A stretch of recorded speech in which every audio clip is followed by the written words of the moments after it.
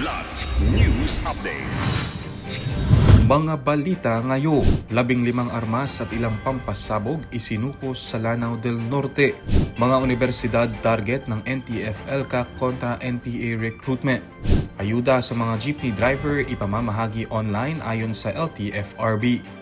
Ako po si Cesar Soriano para ihatid ang nangungunang mga balita sa buong kapuluan ngayon. 15 iba't ibang uri ng loose firearms, 3 pampasabog at ilang bala ang voluntaryong isinuko sa 5th Mechanized Infantry Battalion sa Maigo, Lanao del Norte, Kamakalawa na bahagi ng kanilang Small Arms and Light Weapons Management Program. Ayon sa militar, nagmula ang mga isinukong armas mula sa mga bayan ng Bacolod, Maigo, Magsaysay at Nunungan sa Lalawiga. Dumalo rin sa nasabing ceremonial turnover ang mga kinatawan ng PNP, DOLE o PAPRU at ilang lokal na opisyal ng pamahalaan. Ayon sa mga otoridad, mahalagang hakbang ang programa upang mabawasan ang pagkalat ng loose firearms at mapanatili ang kapayapaan at seguridad sa buong lalawigan ng Lanao del Norte. Ipinahayag ng National Task Force to End Local Communist Armed Conflict o NTF-ELCAC na patuloy itong makikipag-ugnayan sa mga universidad upang ipaalam sa mga estudyante ang umano'y katotohanan tungkol sa insurensiya at recruitment sa armadong pakikibaka.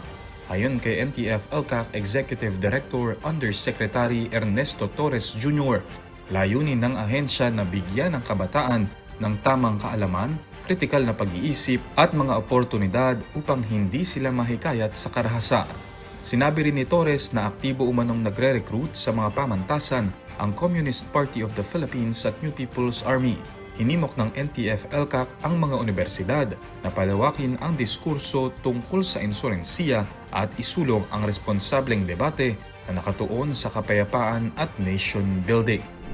Nakatakdang ipamahagi ng Land Transportation Franchising and Regulatory Board o LTFRB ang fuel subsidy sa mga driver ng pampublikong sasakyan sa pamamagitan ng online payment channels bilang tugon sa patuloy na pagtaas ng presyo ng langis sa pandaigdigang merkado.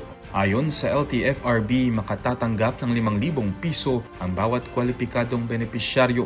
Inibitahan na ng ahensya ang mga electronic money issuers upang magsilbing payment providers para sa mas mabilis at transparent na distribusyon. Una nang inanunsyo ni Acting Transportation Secretary Giovanni Lopez na sisimulan sa susunod na linggo ang pamamahagi ng fuel subsidy sa Metro Manila kung saan uunahin ng mga tricycle driver bago ang iba pang PUV drivers. Samantala, humirit naman ang grupong Manibela ng 2 pisong dagdag singil sa pamasahe dahil umaabot na sa kalahati ng karaniwang kita ng mga jeepney driver ang nawawala dahil sa patuloy na pagtaas ng presyo ng langis, bunsod pa rin ng tumitinding gyera sa Middle East. Para sa Kidlat News Channel, ako si Renza Linon, nag-uula. Ako po si Cesar Soriano, kasama nyo sa bawat pagputo ng balita.